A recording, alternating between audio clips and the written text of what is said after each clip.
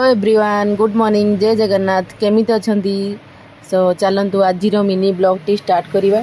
तो आज मु सकाळु किछि खाई आसी नथिली, एक्चुअली एमती मन होलानी किछि करनथिली कि खाई नथिली। तो एटा कौन कहले आपण माने तो देखि नथिले, देखि नथिबे ना खाइथेबे। एटा हला गुलुगुला। एक्चुअली आपण माने केबे मैंने देखि नथिबे। चलतु खाइबा, टेस्ट करी कहूँ मु केमतिया लागुची। आपड़ी खाइथे तो मत कमेंट कर निश्चिंत जनइबे।